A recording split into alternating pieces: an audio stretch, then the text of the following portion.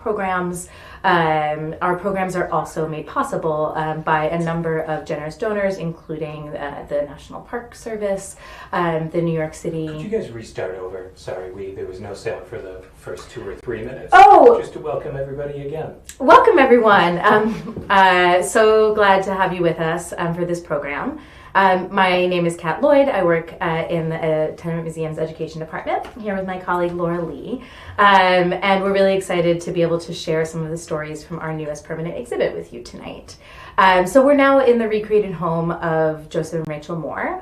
Their story is one of the 11 different family stories we share here at the museum. This is one of our earliest stories. You're probably familiar, but our family stories start as early as the 1860s, go all the way through the 1980s. And, you know, we share these stories of immigrants, migrants, and refugees to create past to present connections and to work towards a more inclusive American society. So this is a special treat to be with you for this virtual visit to Joseph and Rachel's home here, and we'll get to explore their story, their household, and also how their story helps us understand the context of 1860s New York City and 1860s America. This is a conversation, so please share your questions, your comments in the chat. Our colleague Lana Dubin, who is our collections manager, she's with you in the chat, which is also a treat. She's not always the one moderating the chat, so she'll, I'm sure, be able to answer some of your questions directly, and then she'll also pass on some questions to us towards the end of the program. And just by tuning in tonight, you are helping to support our programs. These programs are offered free of charge and are also made possible by the National Park Service, the New York City Department of Cultural Affairs in partnership with the City Council, the New York State Council on the Arts, and Con Edison, and of course by all of you. So let's get started. Laura, just help us set the scene a little bit. You know, where are we and whose home are we in? Yeah, so welcome everyone into Joseph and Rachel Moore's apartments.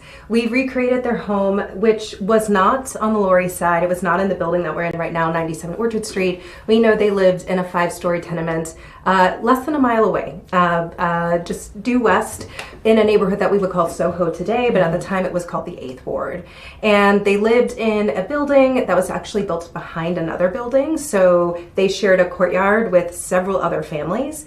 And their apartment would have been smaller than a typical apartment in this building, just 2 rooms instead of 3, and about 275 square feet. So we're in their kitchen right now, and we'll head into their second room a little later. But I like to think about this being a household of 5, living in this apartment where we don't have electricity or gas.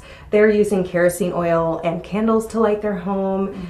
We have a coal-burning stove, which is where they're cooking, and the heat as well, right? And just thinking about the configuration of the space and the number of people here starts to maybe help us imagine what life was like here. And if you've seen one of our 1860s apartments before, you might recognize, right, this similar paint color, similar coal stove, and similar number of people, right? Thinking about 5 people sharing a space. We know this household is Joseph and Rachel Moore, who are married.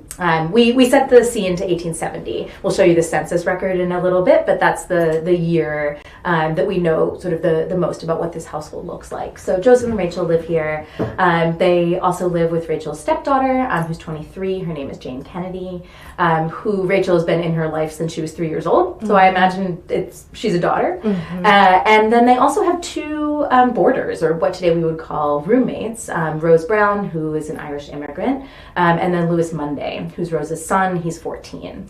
So thinking about this time of day, right? It's 6:30 in New York City. That this is, I imagine, to be a real moment of transition in this household. Right, because we know that 2 of the 3 women are working for wages, right? Jane is working as a dressmaker. We'll see her sewing machine in a little bit. So maybe she's wrapping up around this time of day, finishing whatever project she was working on. But then Rose works as a washerwoman. So we see this wash tub here. It is sort of lifted off the floor so that she maybe doesn't have to bend over as much, but this is a big wash tub, and she would have a huge pot of water on the stove If we look at this stove, we see actually there's kind of different levels. This is different than some of the other stoves we have in our other apartments, because it makes room for a really big wash tub, right? So this time of day, maybe Rose is having to wrap up her washing so that Rachel can start cooking. Right. I think about maybe there's some pressure to hurry up and finish, right? A long day of hard, hot, back-breaking work. But Rachel, who's the woman of the household, needs to get dinner ready. And she's likely preparing food for everyone who lives here, right? Not just her stepdaughter and her husband, right? But also for Rose and Louis as well. And so, right, are they working together to help tidy up? Is there a little pressure to kind of hurry up and move? And just thinking about also when it is dinner time, who's here when it's ready. Maybe not all 5 of them are eating together at the same time. Right, because we know Joseph works, we think seasonally. This was really common, especially for Black men in this time period where work was becoming a lot more precarious as more and more Irish immigrants are coming to the city and employers are hiring more Irish immigrants, and employers are often firing or lessening the work of Black men. That Joseph, we think, is working seasonally as a coachman, which is basically an 1860s taxi driver driving a horse and carriage, and a waiter. Right, so whichever of these jobs he's doing, he's probably not home around this time of day. Maybe if he's driving a horse and carriage, he stops in for dinner for a moment in between an afternoon shift and an evening shift. But if he's working as a waiter, that he probably leaves in the early afternoon and isn't home until Rose and Louis are already asleep on this kitchen floor, right? So that dinner time is almost certainly not everyone sitting down to this table together. And I think about Louis as well, right? Is he here at dinner, or is he off maybe helping his mom? He might be delivering freshly cleaned clothes, right, to a customer somewhere in the city. Maybe he's at school. Maybe he has his own job. So I think about how close school is. We know that there's a public school just 1 block up the street. Public education in New York right now is segregated, and the school up the street was specifically for Black children. It's really interesting, I think, though, to think about having access to education at this time, because historically that's not something that everyone was guaranteed. Absolutely, and we see, although the sort of history of educating African-descended children in New York City does go back to the late 18th century, that access was super limited, right? And that New York State abolishes slavery in 1827, which was late, right? Gradual emancipation had started in 1799, so it takes about 28 years. But then, once the state grants emancipation, within the communities of Black New Yorkers, education takes on even more important of a focus for a way to advance and think about too how to then have Black Americans get jobs and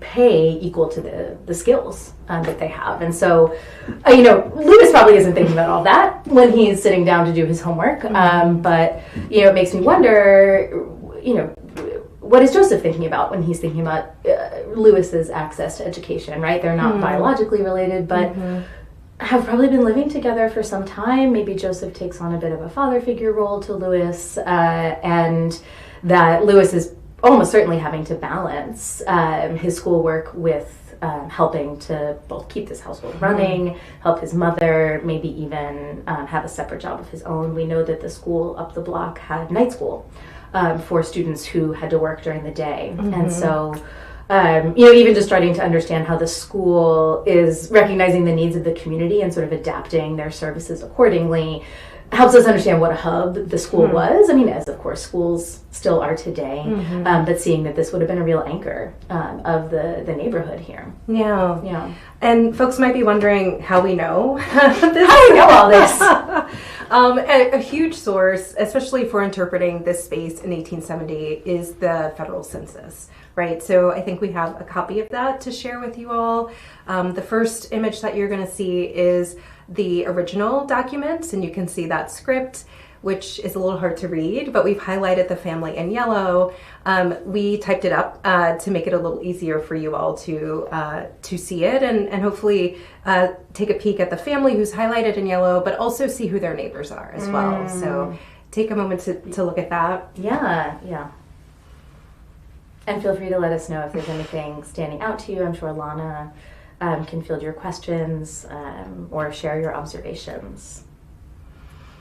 Right, but this is where we get a sense of the 5 people who are living here, the work they're doing, but we're also seeing who their neighbors are and the kind of work they're doing. And I think something that's interesting, this is an interracial household, right? Rose is an immigrant from Ireland. Lewis is listed as Im, which is the term mulatto, but mixed race is what, it's an outdated term, but mixed race is what that would mean. And they are not alone, right, in this community.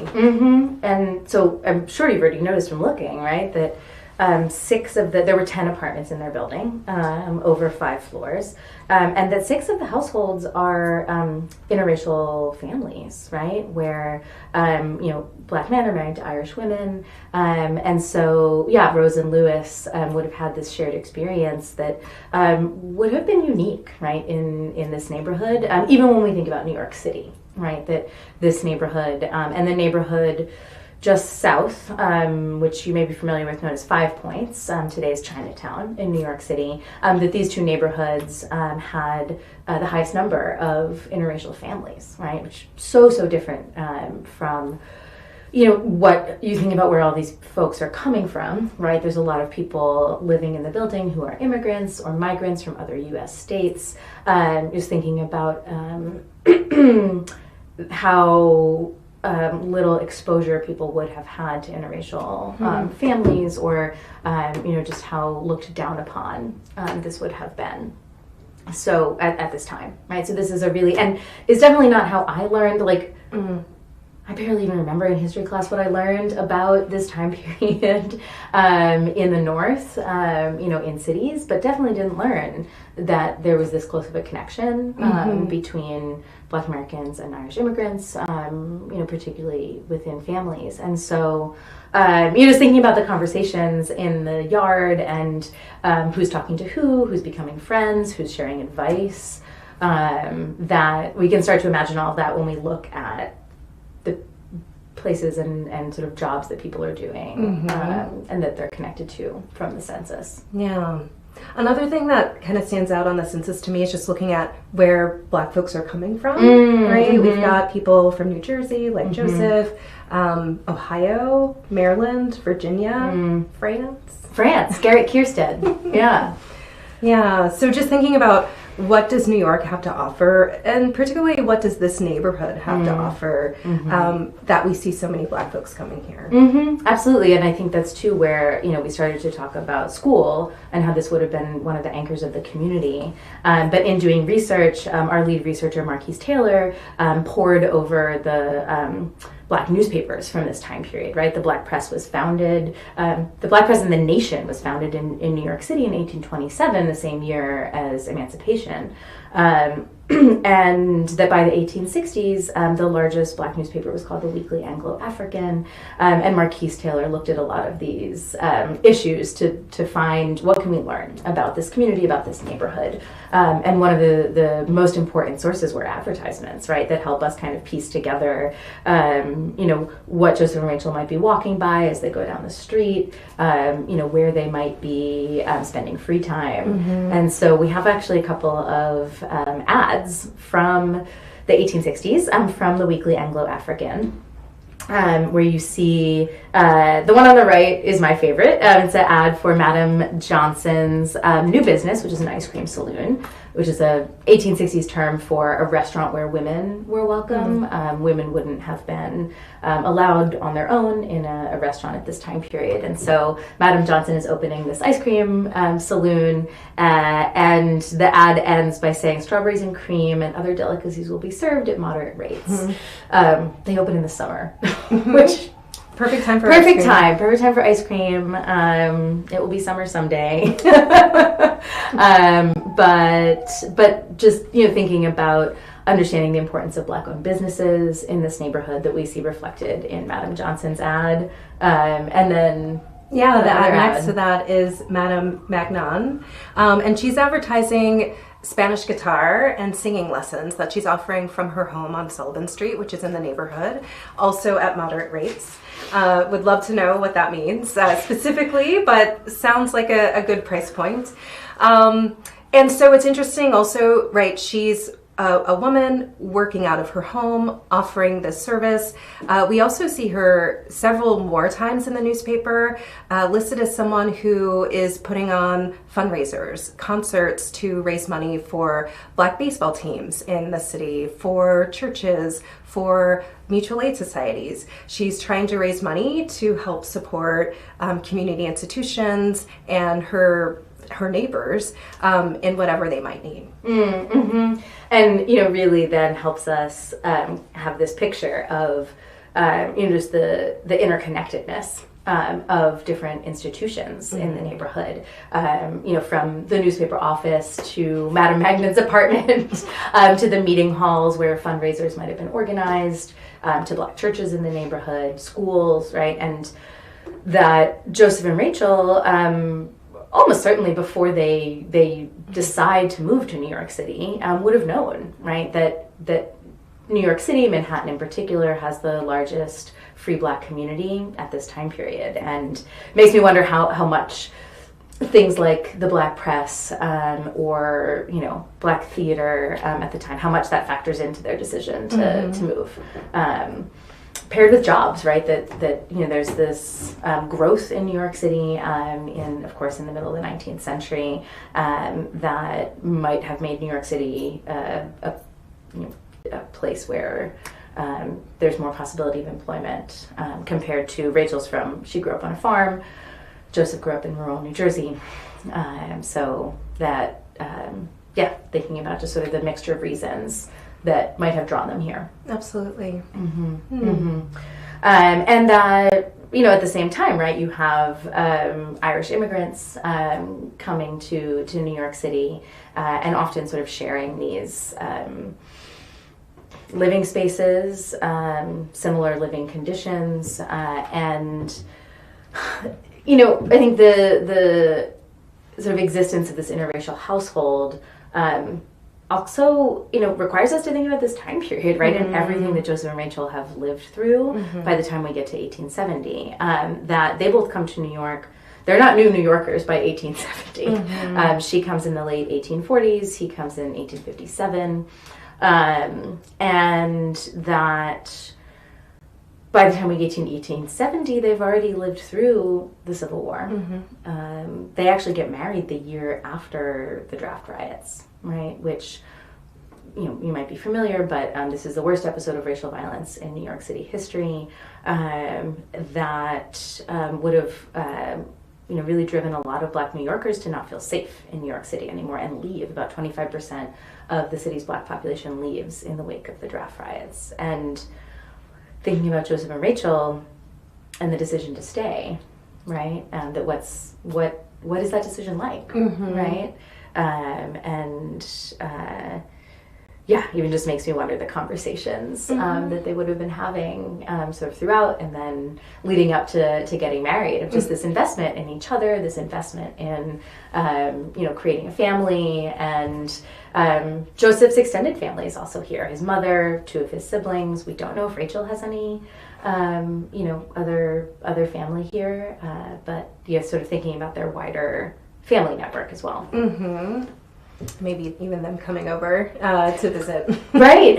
Yeah, I do think about that, especially for like Sunday is probably the only day when they're actually all home for any extended period of time together. And like, do they have a Sunday meal? And then who picks what they make?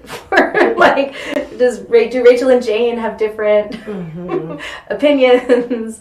Jane's father, Rachel's first husband, was from Georgia. So it makes me wonder, like, was there any influence in her cooking from his upbringing? And just what are they actually making if they all have a meal together? Sure. And since we were talking about Sunday, maybe we can go into the other room and talk a little bit about sort of the family's religious life, what church might have been like, what a Sunday would have been. Let's go. And we'll put the census up so you can look at that while we go to meet you in the other room.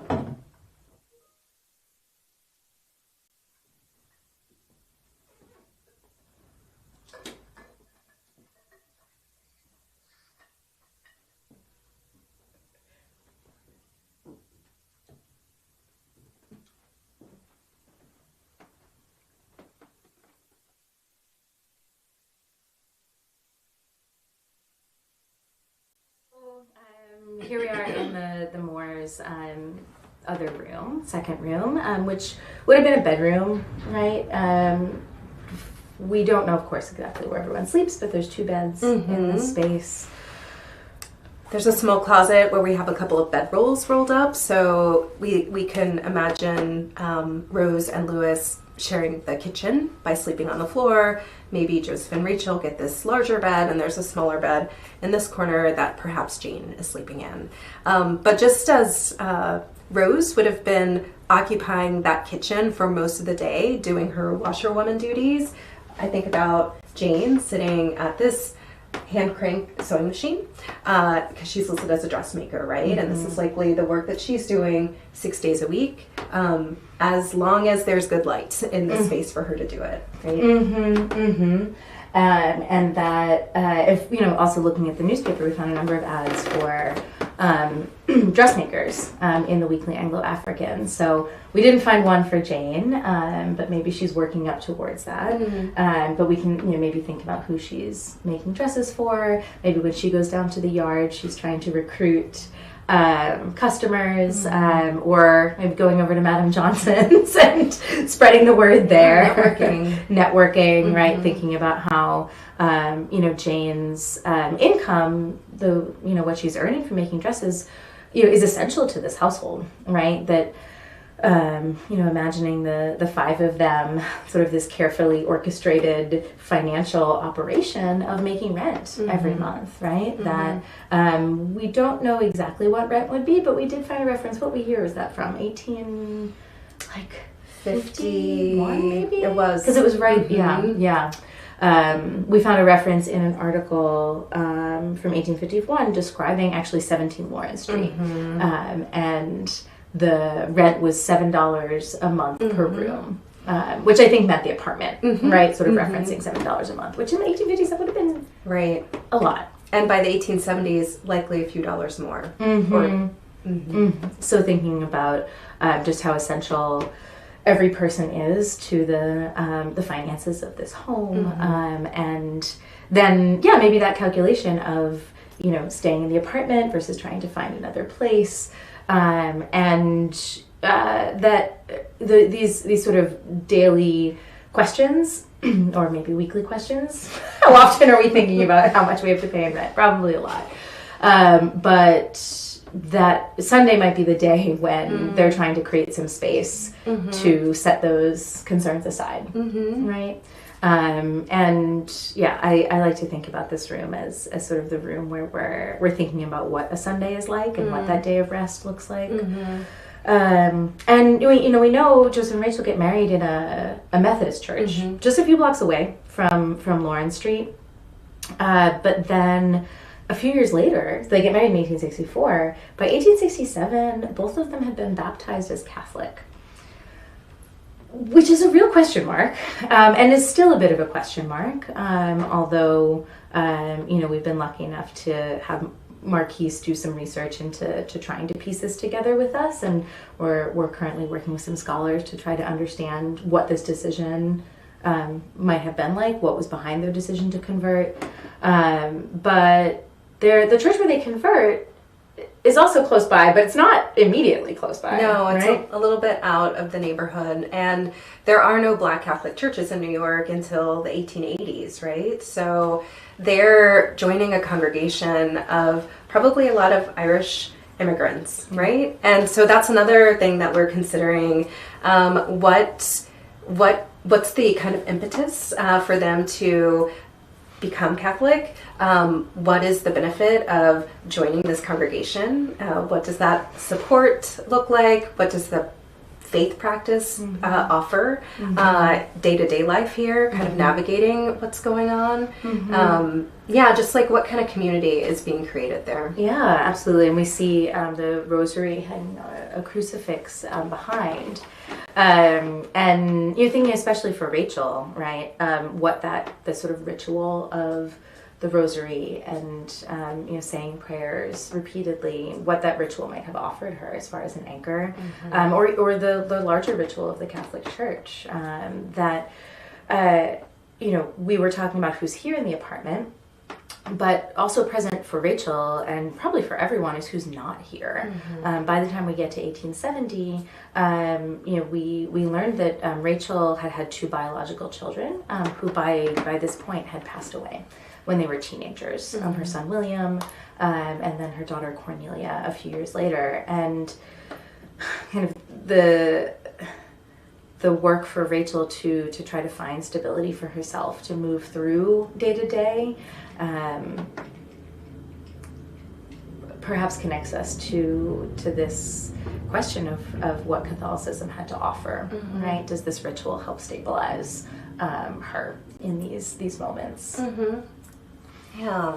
So it is interesting to think about them kind of leaving, the area a little to attend this church and maybe something they're doing every Sunday, but how they still might be tethered to the Black churches in this neighborhood and how those still would have been important spaces because we see those are the spaces where, news is being shared, where speakers and activists are coming to kind of, I think, organize folks. And that's still something that regardless of what church you belong to, this is still a community space and you might be connecting to it for those reasons.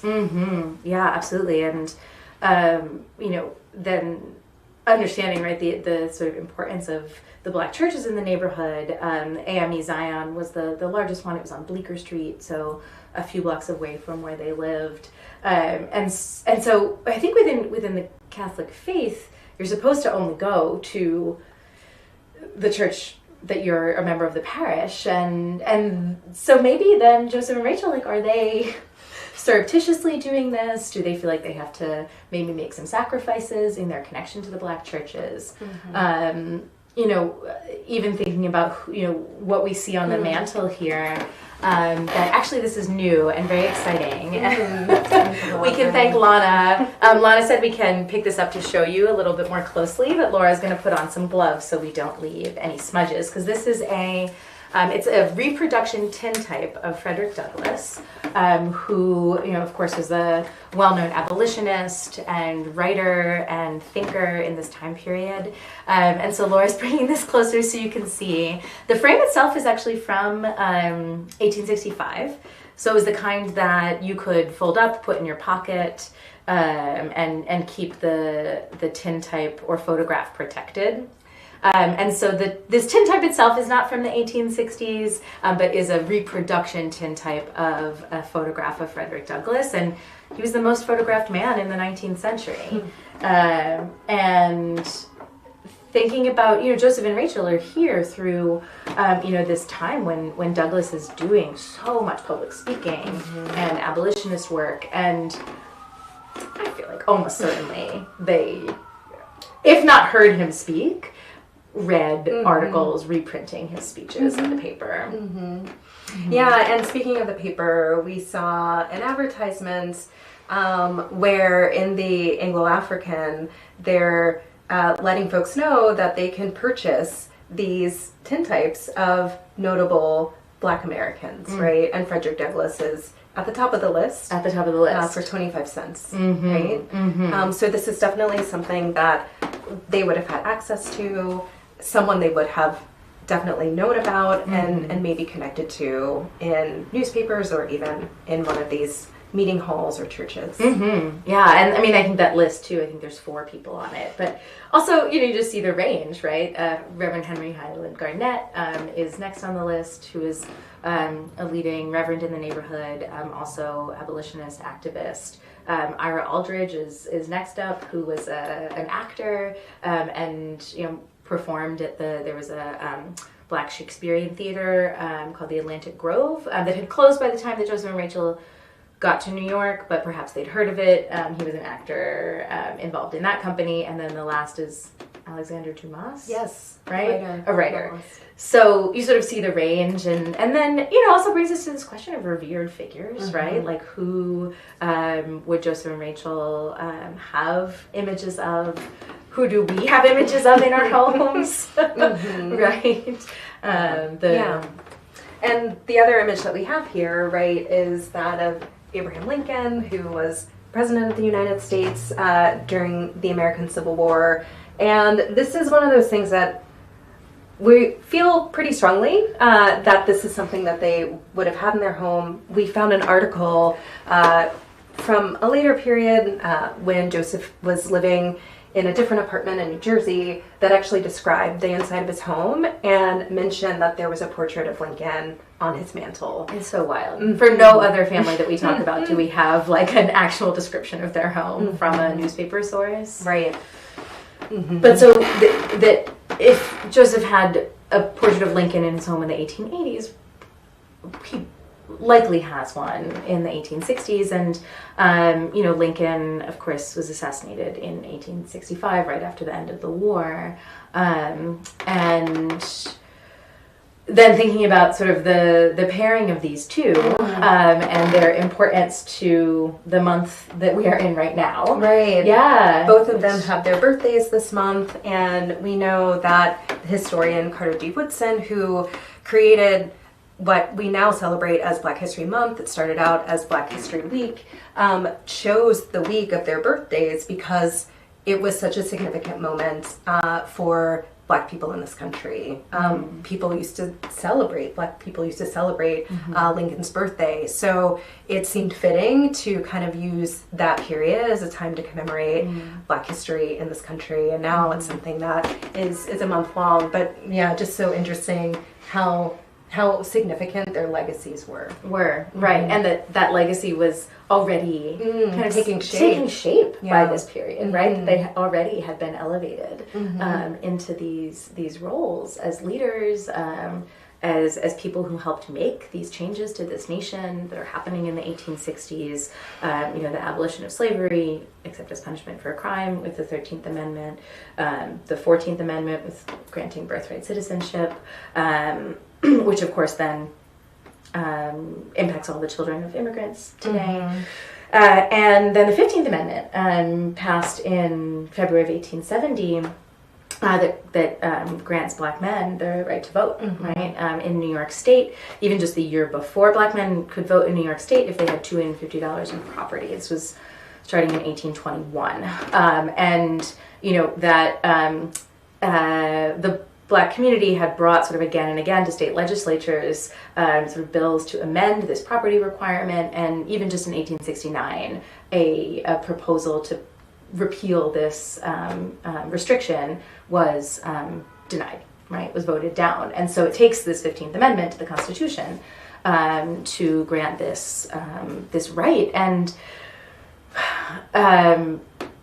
it's interesting. I was reading a little bit about Carter G. Woodson when you sent me the information so that we can connect to this history, and just his reflections on, of course, the importance of figures like Abraham Lincoln and Frederick Douglass, but then also his sort of desire to understand the importance of ordinary people and their role in making change and making this nation a more inclusive society. So it's fitting, right, that we're here then thinking about Joseph and Rachel and their experience, witnessing this change, being part of the neighborhood in this community when these amendments are being passed. Yeah, and something that we see happening in the neighborhood is a celebration of the passage of the 15th Amendment. We found articles in newspapers writing about what would be called a jubilee, which sounds fantastic. That's okay. And I think we have a copy of that. The particular excerpt we're sharing is specific about the decorations that the reporter is seeing at this Jubilee. And it's just so interesting to think about American flags that are being decorated with mottos and hung from the windows during the celebration that takes place on Lawrence Street, right? So this is the neighborhood, this is the community, this is the block that the Moores are living on, and we can maybe imagine Jane sewing some mottos onto a flag, preparing to participate in the celebration. Maybe to give it to someone in the front building to hang out the window, or to hang out their window and look down on the courtyard.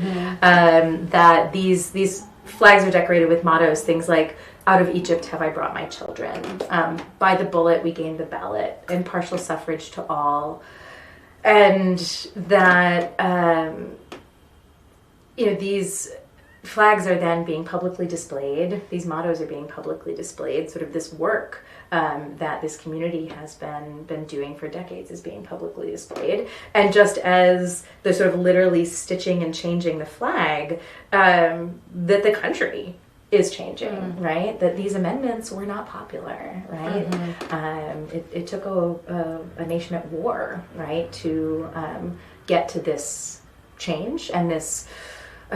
The historian Eric Foner, who wrote the book on this period, or of course one of the many books on this period, but writes about Reconstruction, sort of describes this era as sort of the unfinished revolution, right? In sort of the changes that are happening, that Joseph and Rachel are witness to, and probably participating in. We don't know if they liked parades, but.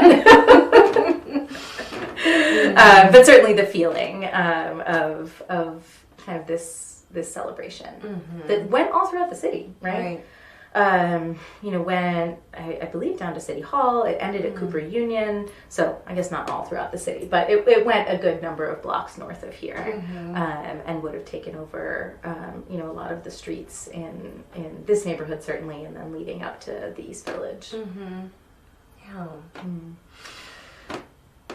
And we actually next week have a program to talk more about the 15th Amendment and its passage, and in particular what we can kind of draw from this source describing this parade. And you can tune into that, the same channel that you're here now. It's on Monday, the 10th at 6:30, and we'll be hosting this in partnership with WNYC with historian Leslie Harris, whose research really helped us kind of put together Joseph and Rachel's story in context, and we'll be sort of continuing the conversation that really emanates from this primary source describing this parade.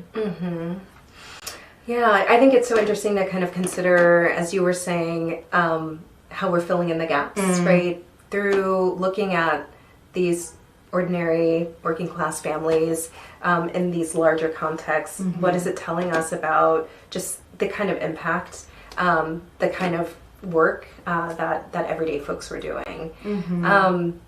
And I also think, they lived on Lawrence Street. It's a street that probably no one's ever heard of before unless they've come on this tour, and that's because it doesn't exist anymore.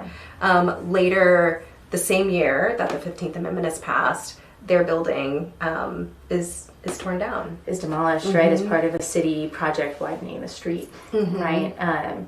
So, of course, raising the question of just whose neighborhoods and communities and buildings are seen as sites for public works and demolition, and that Lawrence Street, wasn't seen as valuable. And then that erases the possibility of us sort of physically understanding the building where Joseph and Rachel live. And then, seeing these sort of changes, right? This national change that's happening, and then this very real, like, where are people going to move? And we know Joseph and Rachel, after the demolition, move just a few blocks. I think it's like 2 blocks. They moved to 38 Lawrence Street, so a couple of blocks north. And they're still living in the same building as Rose and Lewis, but Rose and Lewis are in a different apartment. So I wonder about that. I'm like, oh, maybe they're making a little bit more money and can, live in their own apartments, but maybe are connected enough that they follow each other. And then after that, we actually we lose track of Rachel on records. We think that she likely passed away sometime in the 1870s, and then we don't see Joseph again until 1880, right? Yeah, he's moved back to New Jersey, not rural New Jersey, just Jersey City across the water. His mother had moved over there, so we're thinking maybe he wants to stay close to her. But we also see him getting married for a 3rd time to a woman named Frances Morgan, and they have 3 kids. 3 kids, yeah. And right, it was his first daughter is named Isabel for his grandmother. Right, who was born in 1770? 1770. Right. 1770, and stayed in the area that they were from. And on her 107th birthday, the newspaper wrote an article describing her life and her birthday, and we were able to find out that she lived to be 107. It's amazing, and all of what she had seen, and perhaps passed down to Joseph, right? Thinking about the stories that he heard from her, living before there was a United States, living in colonial America, and then what he passes down to his children from maybe even things his grandmother had told him. Right. All this oral history that we don't have direct access to because we haven't yet connected to descendants of Joseph, but we are connected to a descendant of a relative of his. So yeah, up now you'll see 2 photos. One is of Joseph's uncle, Aaron Huff. That photo is from the 19th century. And then from another photo is of Aaron's great-great-great-great-granddaughter, Ashley Pinkowski. And that photo was taken just a few months ago when she came to the museum to sort of experience this space and share about her family. And, we don't have any photos of Joseph and Rachel. It's possible that we'll never find direct descendants of Joseph.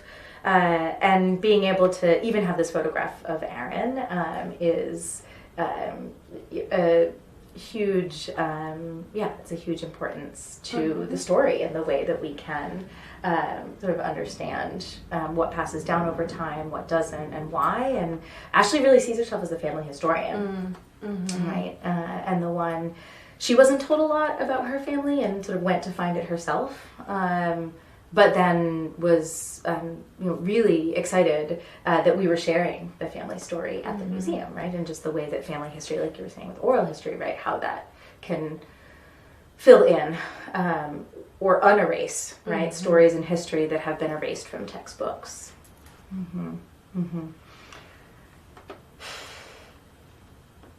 We could probably keep going for a while, but let's pause and see what questions we have.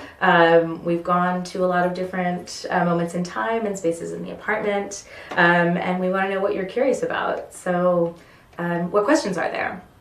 A question sort of referencing the beginning of the talk. When did public education in New York City become integrated? Do you know the answer to that? Not long after, I think it's not long after we're talking now. Like, I think it's the middle of the 1870s, actually, is when the schools that were called colored schools, right? Again, outdated term we wouldn't use, but when those were sort of absorbed within the larger public school system. It had already happened that the public school system had sort of taken over the finances, and that actually caused a lot of strain and led to a lot of grassroots fundraising within the Black schools. to try to better support as the city had taken over. And so I don't know the exact year, but there's only one building still standing that was home to a school for Black students, and it actually just, I think it was like maybe a year ago? I think so. I think like a year ago, it was declared a landmark. So it's in Chelsea, so on West 17th Street. And it was, one of I think it was number 4. It was number 4 from the same time period. Another question. Is this sort of living arrangement, people not necessarily familiarly related, typical of the time? How often do we kind of see it? We often think of tenements with big families, but they're all more related to one another. I think it's something we see that's pretty common especially in the 8th Ward and the neighborhood, the 5 Points that Kat referenced earlier.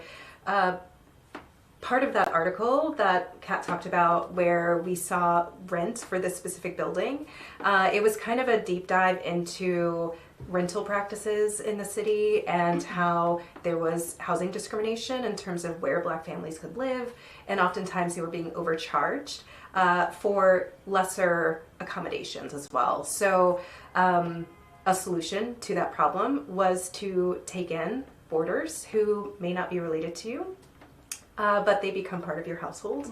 And this was kind of how, I think, just like a creative way of forming a family that is able to sustain itself, right? This is a mutually beneficial situation. So it is fairly common in this community. And even thinking about sort of the moving around, for a brief period, I think it was maybe 65 or 66. Do you remember when Joseph and Rachel are living with his mother for a brief period? We sort of find the records, and then, you see the different records are from different years, and they live in 17 Lawrence Street when they get married in 1864, but then are living with his mother, we don't know for how long.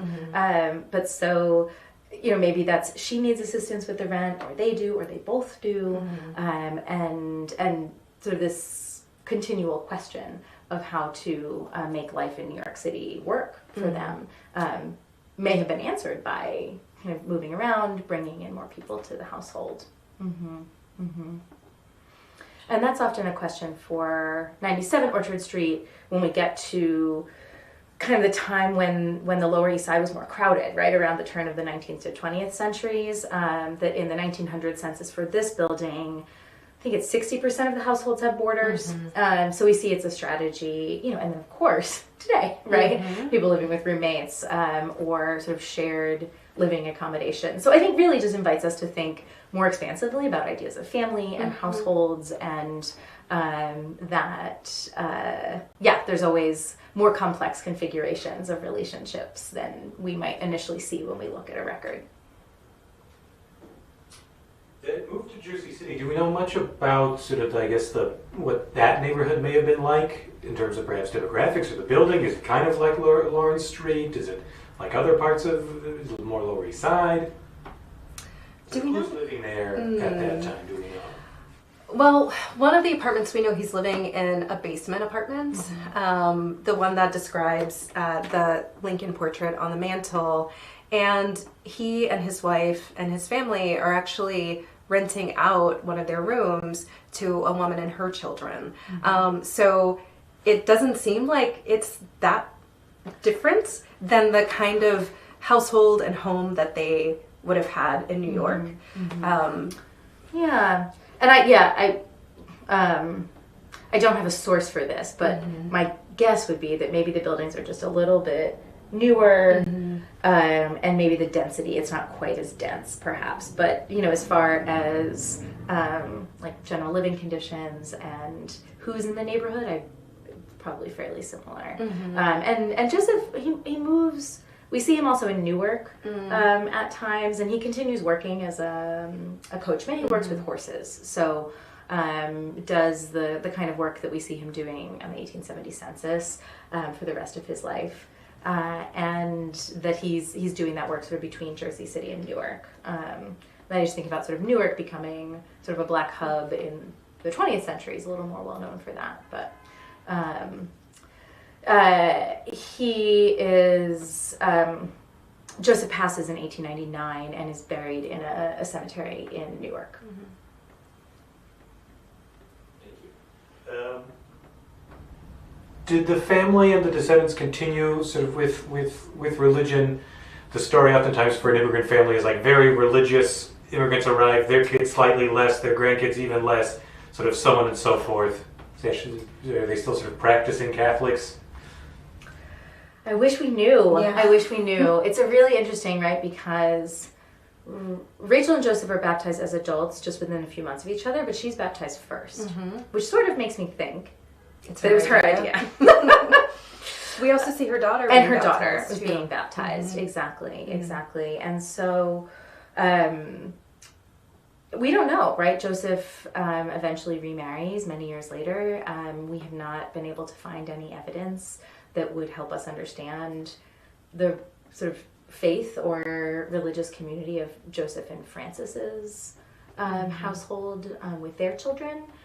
So more to do, right? We're actually lucky enough to, and maybe some of you have tuned in to some of our holiday programs recently, we're lucky enough to have funding from the Lilly Endowment to continue working on interpreting religion and how sort of our families would have been, connected to religious communities. And so come to another program in 6 months and hopefully we'll have a little bit more for you. But I guess just one thing to add that was from Marquise Taylor's more recent research was around sort of the role the Catholic Church was playing within Black communities in particular in sort of the wake of the Civil War and the draft riots, because the Catholic Church sort of initially when the Civil War starts was sort of very pro-slavery and was not in the way that other sort of churches were, was not sort of supporting abolitionist causes, and that changes by the end of the war, particularly in New York City. My goodness, what is his name? John Hughes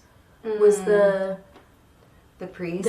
I think so. And he sort of puts forward this perspective that the Catholic Church should be sort of trying to bring in more Black parishioners and sort of trying to shift how the church was seen and sort of shift their perspective. So more to find out there on exactly like what's behind that decision, but also makes me wonder if that was part of sort of the calculations for Joseph and Rachel as they sort of see the church kind of changing and maybe being more welcoming.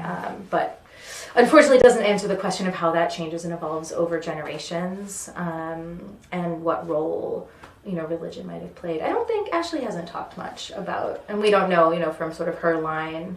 Right, and didn't Aaron Huff found a Methodist church? He did. Yeah. Yes. So of course. Just interesting to think about. That's like another site that she's trying to have him commemorated and his story with the work he did there. Right, be more connected to. He was also the first Black student at Lafayette College, and the college now has an Aaron O. Huff Award, right, for students who are involved in social justice efforts. And so, sort of seeing the ways that like family history work can then lead to more public recognition. Thinking about just for her what that sort of passing through generations of religious identity has looked like. We're not sure. And I think we'll finish off on kind of two that I'm going to connect because they're sort of about the day-to-day realities of life. Sort of we were in the kitchen. We obviously don't have a sort of an icebox or any means of preservation or refrigeration. Where would they have done their food shopping? And then semi-related, but also kind of just attached to that. With your 6 days of working a week, what do you do for leisure? Or what would they have done for leisure? Well, food shopping. We can start us out. That there were open air markets in the city at this point. I don't think we found them like the one that was closest by to them actually. So, shopping happens every day, right, with no refrigeration. So street vendors, open air markets. I think in particular, this is coming to mind, this is from a little bit earlier, the 1840s, but just sort of groceries run by, in particular, we found an ad from Black women-run grocery cooperative in the 1840s that was selling all sorts of food products, household goods, basically anything you would need. So, by the 1860s, that business is no longer around, but perhaps ones like it, that Rachel could go shopping and that, you'd be going somewhere different for your fruit, your vegetables, your fish. We saw the oysters in the kitchen. Those were for sale on the street. They were very inexpensive at the time. Not very caloric, so you'd probably need a lot of them to actually feel full. But Rachel is, I'm sure, doing the calculations of like, who will give her the best deal on whatever she's trying to buy based on the relationships that she had to form with vendors. And social life. What are they doing for leisure? So one of the things that in our research we found out about the building is that there was a dance hall at 17 Lawrence.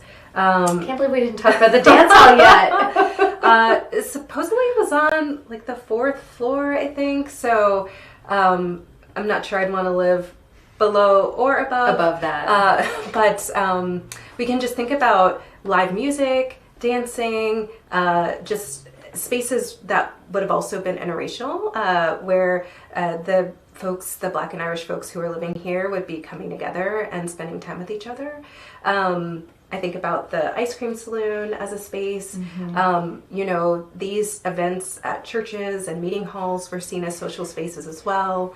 And there was also the gambling den, which was on the lower level? On the lower level of the building, which also interesting because we learn about from a police record and sort of have to read in between the lines of what the police are documenting to sort of see the social life in the community in that space, but a place where people were playing dice games, card games, and would have also been one of the spaces that probably more likely Joseph would have been spending time, perhaps. So we don't know, right? And this is, again, of course, the work that we do here at the museum is to kind of imagine into these sources unfortunately, without the confidence of knowing exactly what kind of people Joseph and Rachel were and what they would have liked to do in their free time. And, this is also an era where the city is starting to build things like parks. So those haven't quite, Central Park existed, but that's far away, probably not going there. But within a few decades, there would be more sort of public spaces for spending time as well. Well, thank you all so much. We've really covered a lot of sort of the big picture and the details of Joseph and Rachel and their household here. And thank you for joining us for this program, for your questions, your reflections. We hope you'll join us next week, February 10th at 6:30. On our YouTube, where you are now, to watch our program on the 15th Amendment. We're titling it after that source, so it's called the Out of Egypt Have I Brought My Children, exploring the 15th Amendment in New York City. And we'll have historian Leslie Harris, the Dean of the Columbia Journalism School, Jelani Cobb, and actor Anna Devere Smith reading sources, our president Annie Polland, and then moderated by WNYC's Michael Hill. So should be a really rich conversation, sort of helping us dig even deeper into sort of the context of the 1860s and what we can learn about our current moment from that decade. So hope to see you there or at another program soon. You know where to find us, tenement.org, and take care, everyone. Good night. Good night.